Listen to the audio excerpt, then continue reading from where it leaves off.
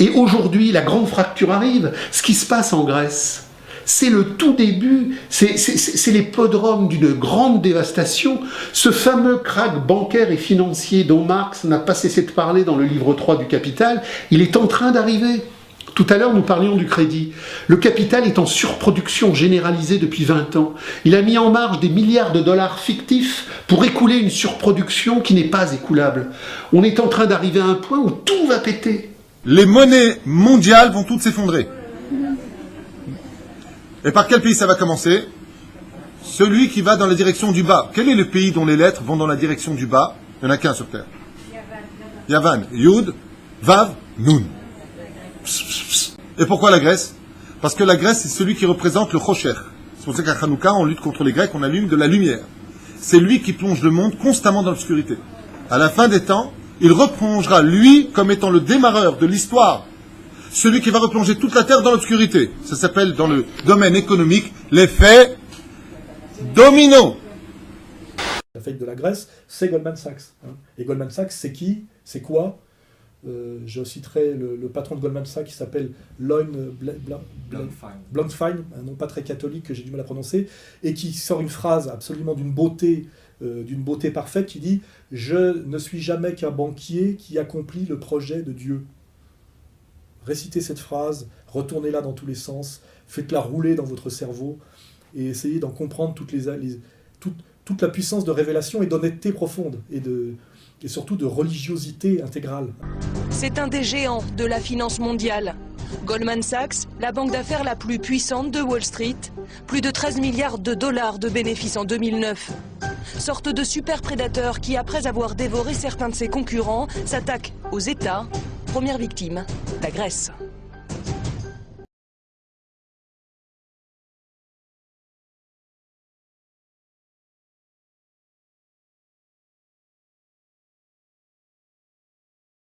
Bonjour à tous. Aujourd'hui, nous allons parler de la fête de Hanouka, de ses lois et de ses coutumes. Mais avant tout, retournons en arrière et resituons-nous dans le temps et dans l'espace. En l'an 1 de la création, Dieu créa la terre et tout ce qu'elle comporte. Pendant plusieurs générations, des hommes se sont succédés. Parmi eux, on connaît Abraham, Yitzhak et Yaakov, ou Yosef. Et les Béné Israël, le futur peuple d'Israël, s'est ensuite retrouvé en Égypte en esclavage. En l'an 2448 de la création, Dieu décida de délivrer les enfants d'Israël de cet esclavage par l'intermédiaire de Moshe Rabbeinu, de Moïse, et de les faire sortir d'Égypte. C'est en cette même année que nous avons reçu les 10 commandements au mont Sinaï qui sont écrits sur les tables de la loi. 40 ans plus tard, pendant ces 40 années, nous avons erré dans le désert et 40 ans plus tard, Dieu nous demande de rentrer en Israël. La conquête d'Israël va prendre plusieurs années et c'est en 2928 que nous allons pouvoir ériger désormais un Beth Amikdash, un temple à Jérusalem, le premier qui est sous ordre divin. Ce Beth Amikdash va tenir pendant 410 ans. Et en 3338, il va être détruit. Et c'est à cette date que les enfants d'Israël vont être obligés de partir en exil pour la première fois. Ils vont se retrouver en dehors de leur terre et sans leur Beth Amikdash, sans leur temple, pendant une période de 70 ans. Et c'est pendant cette période d'ailleurs que s'est déroulée l'histoire de Purim. Donc après ces 70 ans, nous sommes désormais en 3408, les enfants d'Israël vont réussir à retourner en Israël et reconstruire un deuxième Beth Amikdash, un deuxième temple, mais cette fois-ci sans ordre divin. D'ailleurs, pendant la période du second temple, les choses ne vont pas être idéales. Très souvent, d'autres nations vont avoir le contrôle sur les enfants d'Israël et vont être plus ou moins favorables aux enfants d'Israël. Parmi les généraux de ces autres nations, parmi les généraux grecs, nous avons Alexandre le Grand, qui lui n'était pas forcément trop méchant avec les enfants d'Israël. Mais dès qu'il est mort, ses successeurs ont commencé petit à petit à dégrader cette situation et à en vouloir de plus en plus aux enfants d'Israël et leur reprocher tous les maux sur terre. L'un d'entre eux, le plus terrible peut-être, Antiochus IV, est très défavorable au Béné Israël et va tout faire pour les empêcher de respecter leurs lois, leur Torah, d'étudier la Torah et de pratiquer par exemple la Brit Mila ou le Shabbat. La situation pour les enfants d'Israël devient très vite terrible et insupportable. Et c'est alors qu'un petit groupe d'entre eux, les Hashmonaïm, les Asmonéens, avec à leur tête Matityahu, va décider de se rebeller et de tout faire pour reconquérir l'endroit du temple qui a été saccagé par les généraux grecs. Malgré leur infériorité numérique, ils vont réussir petit à petit à reprendre du terrain sur la terre d'Israël jusqu'à arriver à reconquérir le temple de Jérusalem, et ce, le 25 Kislev 3622 de la création. C'est en ce jour que nous allons célébrer justement le miracle de Hanouka tous les ans. Le premier miracle en soi qui s'est passé à Hanouka, c'est déjà cette victoire, car les Asmonéens, les Hashmonaïm, étaient en infériorité numérique par rapport aux grosses armées gréco-syriennes qui se trouvaient en possession du temple de Jérusalem. En soi, ceci est déjà un miracle. Par ailleurs, une fois qu'ils ont réussi à pénétrer dans le Beth Amikdash, les Hashmonaïm ont tenté d'accomplir tout de suite une mitzvah. Ils ont voulu rallumer des petites fioles de la menorah qui se trouvait dans le temple. Ils n'ont pas réussi à trouver de fiole, tout était saccagé sur leur passage, jusqu'au moment où ils en ont trouvé qu'une seule, qui était encore pure, qui était encore scellée, et qui n'avait pas été touchée ni par les Grecs, ni par les Syriens, ni par personne. Étant pure, ils l'ont tout de suite allumée, et cette fiole, à la base, n'avait de capacité que pour une journée, de rester allumée qu'une seule journée. Et par miracle, elle est restée allumée 8 jours. Le temps nécessaire d'ailleurs à reproduire de l'huile qui, elle, sera pure pour continuer à accomplir cette mitzvah d'allumer la menorah. Et c'est exactement ceci que nous allons célébrer tous les ans désormais, à partir du 25 Kislev, et depuis cette date, du 25 Kislev 3622, nous célébrons la fête de Hanouka, et nous commémorons ce miracle en nous-mêmes allumant chez nous des bougies, les bougies de Hanouka. Alors les deux premiers royaumes sont des royaumes qui, sous les espèces de la domination ou de la puissance et de l'avidité, ont essayé de faire pièce à Israël et de l'éliminer de la scène de l'histoire.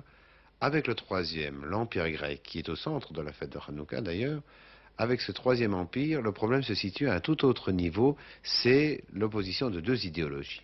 L'opposition de deux idéologies, dont cependant l'une veut détruire l'autre. Étant donné que le troisième royaume, le royaume de la Grèce, est symbolisé par le léopard qui a 4 paires d'ailes, et par conséquent qui a une volonté de s'étendre et de conquérir, non pas par une puissance matérielle, non pas par une volonté de domination puisée dans la force, mais par une volonté de domination spirituelle. Il y a un certain impérialisme, si je puis dire, je dirais même, le Maharal le rappelle, une certaine arrogance, azout, une certaine volonté de puissance spirituelle dans le monde universel de la Grèce. Oui, en fait, je crois qu'on peut dire que les Grecs, même s'ils ont fait des conquêtes avec Alexandre le Grand, car c'est Alexandre le Grand qui a occupé la Palestine et soumis les Juifs, et les Grecs, en vérité, n'avaient pas, comme le verra plus tard Rome, des visées d'impérialisme politique. Les Grecs, c'était une civilisation et une culture. Et ce que certains rois grecs ont essayé de faire, c'est imposer leur vision du monde, leur culture, aux autres nations. De telle sorte que la véritable opposition, ici, entre le judaïsme et le Troisième Empire, c'est l'opposition entre le paganisme et sa civilisation, et le monothéisme d'un autre côté et sa civilisation. Et c'est d'ailleurs cela qui s'est passé à Hanouka. Je pense que le Maharal met l'accent effectivement sur cette contradiction entre les deux sagesses, la sagesse grecque et la sagesse juive. Et en effet, s'il y a un impérialisme de l'intellectualisme grec, c'est que véritablement dans la pensée grecque, il y a une certaine volonté de puissance, je dirais presque une certaine totalitarisme. Parce que le monde grec est un monde formé, un monde clair, un monde déterminé, mais cependant un monde clos. Et de ce point de vue-là, il n'ouvre pas la possibilité de la confrontation avec l'autre. Cette idée qui traverse tout l'ensemble de l'œuvre du Maharal est à la base même de la réflexion juive. Cette rencontre avec l'autre symbolisé, si vous voulez, dans la révélation, dans le fait d'une pensée ouverte sur l'infini et qui ne serait pas limitée à la pensée rationnelle humaine. C'est cela, la révélation biblique. Et c'est pourquoi, dans le miracle de Hanouka, dit le Maharal, l'accent a été mis beaucoup plus sur le sens du miracle, ou, si vous voulez, sur le fait de l'allumage des lumières, plutôt que sur la victoire physique sur l'ennemi, pour bien montrer qu'il s'agissait là d'une rencontre avec l'intellectualisme grec.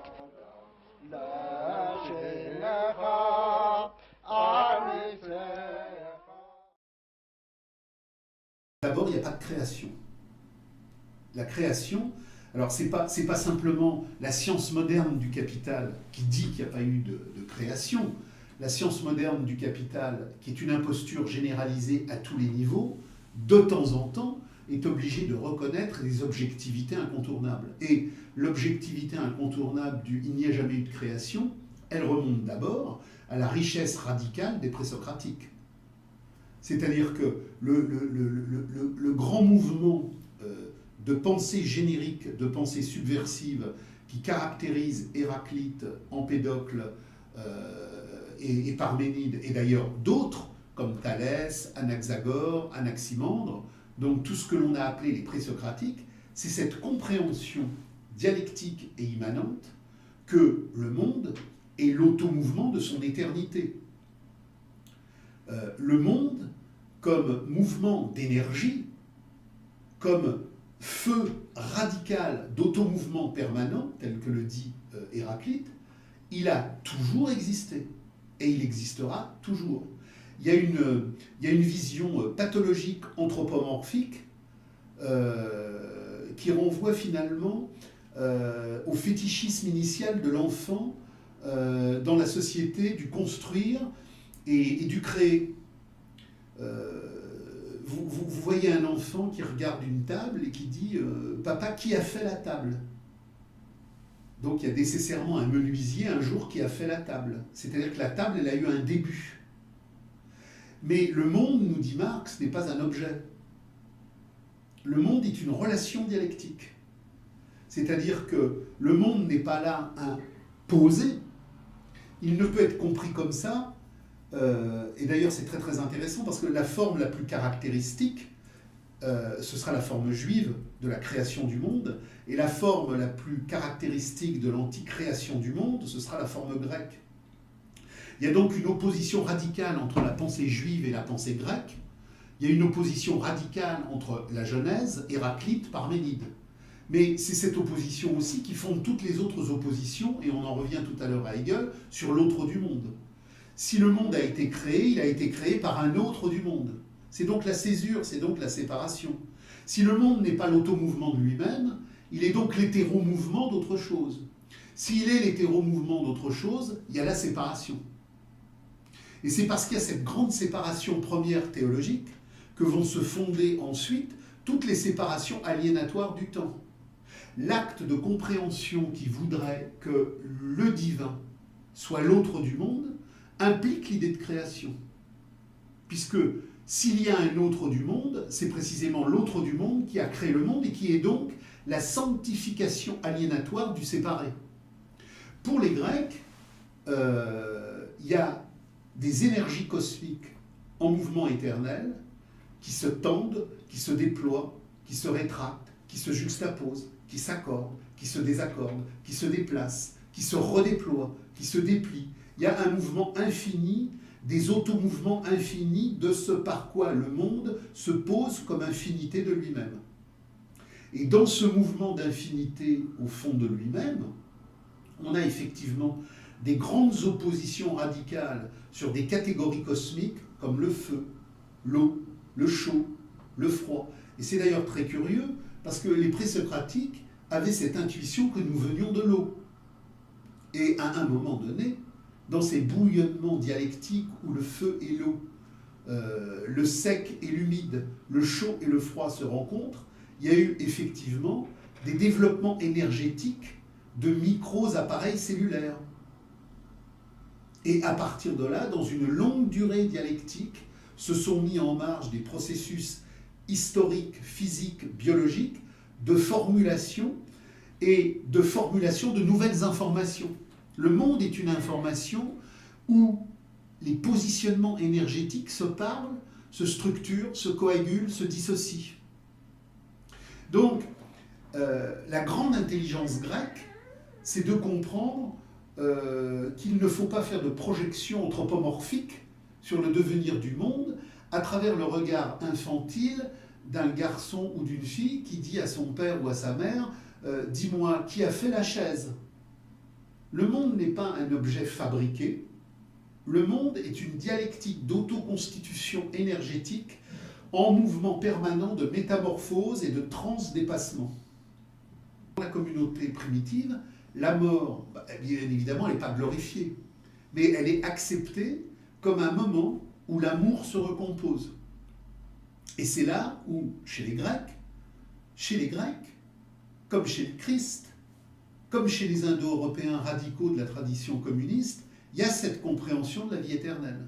Alors on la retrouve dans le judaïsme, mais elle est empruntée. Les Juifs archaïques, dans la tradition yaviste première, ignorent la vie éternelle. Ils vont découvrir la vie éternelle au contact des Perses, quand il y aura la déportation. Mais quand on lit les textes de la première tradition yaviste, on ne parle jamais de vie éternelle. La vie, c'est la vie ici ou là, dans les biens de ce monde. La dimension spiritualiste de la vie éternelle sera transmise par copie des savoirs perses. Et donc toute la tradition solaire du mazdéisme, du zoroastrisme, est basée sur le retour du soleil, sur cette vie éternelle. Et donc, quand les Juifs seront à Babylone, ils découvriront un savoir qu'ils ignoraient, c'est celui de la vie éternelle. Et donc, on voit que c'est les textes qui sont rédigés à partir de l'exil qui font intervenir la vie éternelle.